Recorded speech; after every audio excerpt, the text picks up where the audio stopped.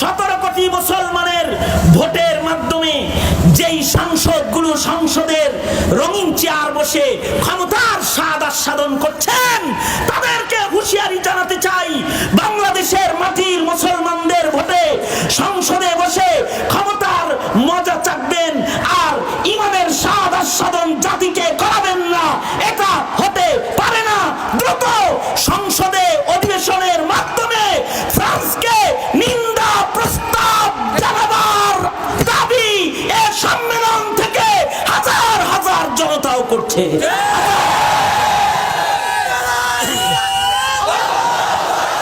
মাননীয় প্রধানমন্ত্রীর কাছে এই আওয়াজও পৌঁছাবো, আপনি যদি 17 কোটি মুসলমানের ভোটের মুসলমান সাংসদদেরকে দিয়ে সংসদে যদি নবী প্রেম প্রকাশ করতে নাই পারেন, তাহলে আপনি এমন সংসদ ভেঙে দিন। এমন সংসদ মুসলমানরা মুসলমানের মাটিতে চায় না। মুসলমানরা ইমানের আব্রু ইজ্জত হিফাজতের সংসদ চায়। অবশ্যই আমরা ভিন্ন ধর্মীদের অধিকার সংরক্ষণকারী জাতি। ঠিক কিনা? জোরে আওয়াজ করে বলেন, আরো জোরে আওয়াজ করে বলেন, ঠিক কিনা? জোরে আওয়াজ করে বলেন। তোমার নবীকে কেউ গালি দিবে, চুপ থাকবা, এটা মোহাব্বত না, তখন তুমি গর্জে উঠবা। তোমার রাসূলের ইজ্জতে কেউ আক্রমণ করবে, চুপ থাকবা তা না, তখন তুমি মুখে আওয়াজ দিবা। সঙ্গত কারণে ফ্রান্স যখন নবীজির ইজ্জতের উপরে আক্রমণ করে ব্যঙ্গ কার্টুন এঁকেছে, তখন নবীর প্রেমিকদের ফরজ হয়ে গেছে আওয়াজ দেওয়া। এই আওয়াজ যেই ফ্রান্স 17 কোটি মুসলমান শুধু নয় 200 কোটি মুসলমানের কলিজার টুকরা পয়গম্বরকে আক্রমণ করেছে, ওই ফ্রান্সের ঘৃণ্য জানোয়ারদের দূতাবাস আমরা 17 কোটি মুসলমানের মুমিনের মাটিতে দেখতে চাই না।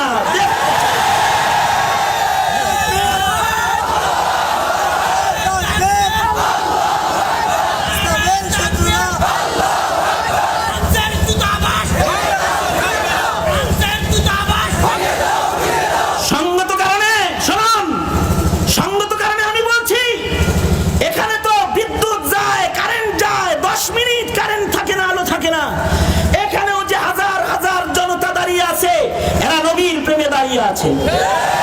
আওয়াজ করে জোরে বলেন, ঠিক কিনা? জোরে আওয়াজ করে বলেন। সঙ্গত কারণে সম্মেলন থেকেও আমরা সরকারের কানে পানি দিতে চাই, সরকারকে দাবি জানাতে চাই, 17 কোটি মুসলমানের সরকার আপনি ফ্রান্সীয় দূতাবাস ক্লোজ করে দিন। ফ্রান্সের দূতাবাস মুসলমানদের মাটিতে থাকতে পারে না, ঠিক কিনা? জোরে আওয়াজ করে বলেন।